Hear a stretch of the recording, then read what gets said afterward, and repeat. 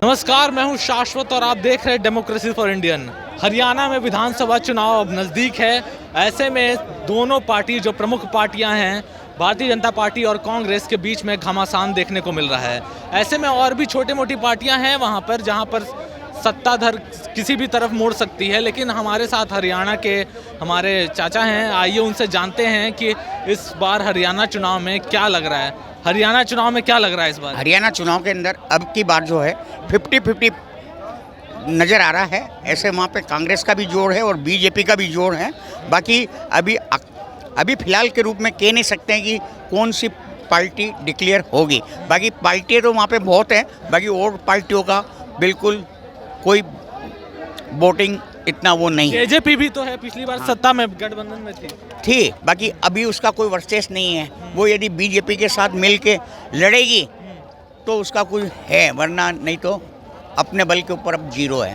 तो आपको क्या लगता है कि इस बार 50% जैसे आपके हिसाब से चल रहा है, तो आपको क्या लगता है जैसे मनोहर लाल खट्टर को पिछली बार 8 महीने पहले उनको हटा दिया गया और सैनी जी को बनाया गया है, ऐसे क्या लगता है कि बीजेपी वापस से चुनाव जीतने में कामयाब रहेगी या कांग्रेस इस बार हुड्डा परिवार आगे बढ़ेगा? इस बार तो बिल्कुल जो हमारी हरियाणा की जनता, जिनके मुंह से हम सुनते हैं और सब लोगों से जो भी आता है, तो वो सिर्फ अबर के कहते हैं कि कांग्रेसी की सरकार बनेगी और भूपेंद्र हुड्डा का परिवार वहाँ मेन अभी कामयाब। इसमें बहुत सारे लोग कह रहे हैं कुमारी शैलजा भी आगे बढ़ रही हैं, तो क्या लगता है? क्योंकि दोनों के बीच में हमेशा मनमुटाव की खबरें आती हैं। आपस में कांग्रेस की जो फूट है, इससे भी कांग्रेस को नुकसान हो रहा है और हरियाणा में जो ये फूट की वजह से ही कांग्रेस बिल्कुल हमेशा वहाँ से नुकसान में गई है। अभी फिलहाल जो शैलेशा और हुड्डा जी का वहाँ पे जो चर्चा है, बाकी फिर भी भूपेंद्र सिंह हुड्डा को काफ़ी वो मानते हैं। शैलेशा जी संसद है सिरसा से अभी।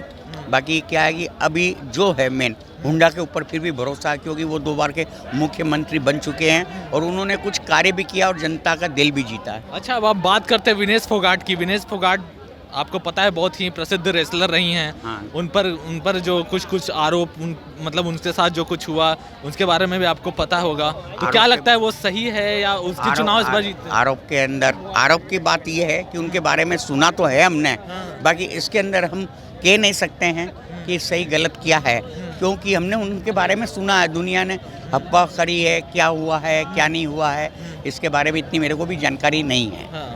ठीक है। हमारे साथ और भी जनता है। ये बताइए कि हरियाणा में चुनाव होने वाला है, तो विनेश फोगाट चुनाव लड़ रही, तो आपको क्या लगता है कांग्रेस से वो चुनाव लड़ रही हैं, तो उनका जो मुद्दा था, जो उन्होंने बताया था कि उनके से आपको पता होगा कि उनके रेसलिंग करने से पहले ब्रिजभूषण वाला जो उनका जो प्रक्रिया चल रहा है, इस पर आपकी क्या प्रतिक्रिया है? एक बात बताइए, ब्रिजभूषण पे जिस तरह से वहाँ के जो लोग खिलाड़ी लोग उन पे आरोप लगाए थे, वो पूरे तरह से बेबुनियाद है।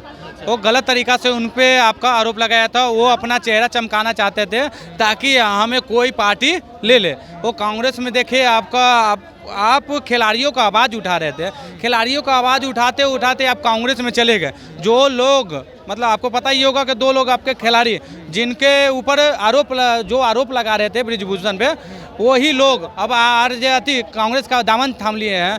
आज वही कांग्रेस लोग जो दलितों के ऊपर, हिंदुओं के ऊपर लगातार अत्याचार करते थे, अब ये क्या करेंगे?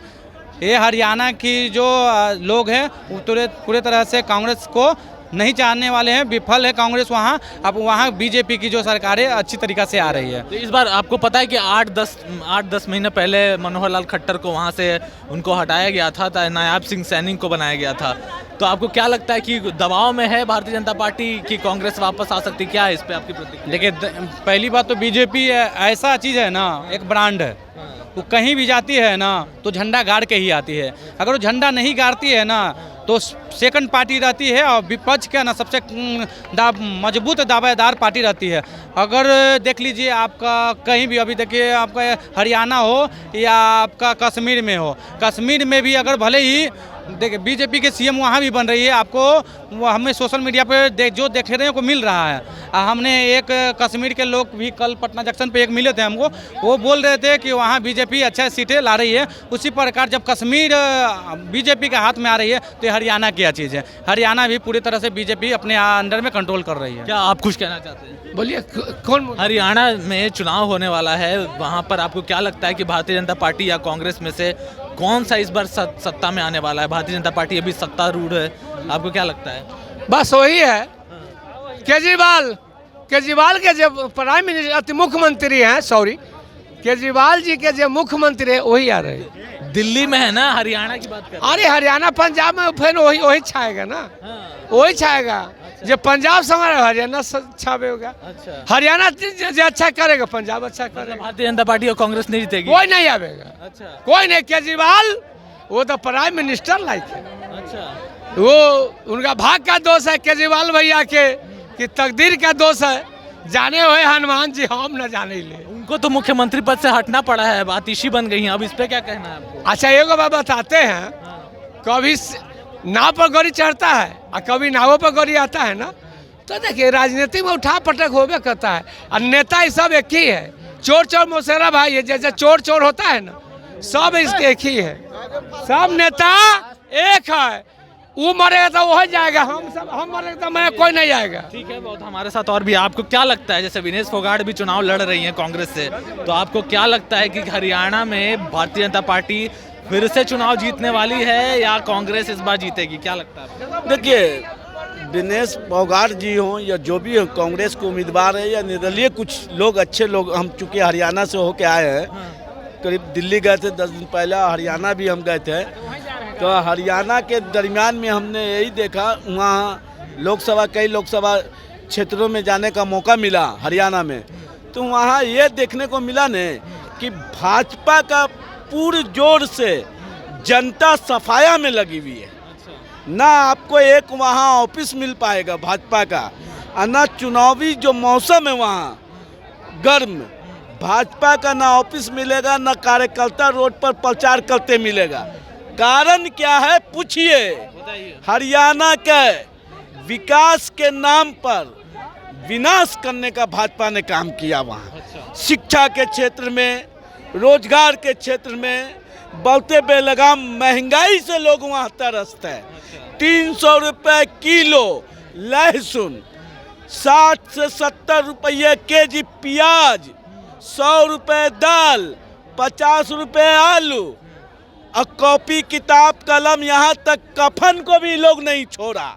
वहाँ की जनता कहता है कि 18% GST लगा दिया, तो जनता ने कह दिया भाजपा भगाओ और हरियाणा बचाओ। जनता नारा दे रही है भाई, जाके घूमिए, ग्राउंड रिपोर्ट कीजिए आप, तो समझ में आ जाएगा। जनता का नारा है कि भाजपा भगाओ अब हरियाणा बचाओ, तब हरियाणा में विकास लाओ। ये थे हमारे साथ जनता जो हरियाणा में जो विधानसभा चुनाव होने वाले उस पर अपनी राय रख रहे थे। अगर आपको हमारा खबर पसंद आया हो तो हमारे चैनल को सब्सक्राइब करें। धन्यवाद।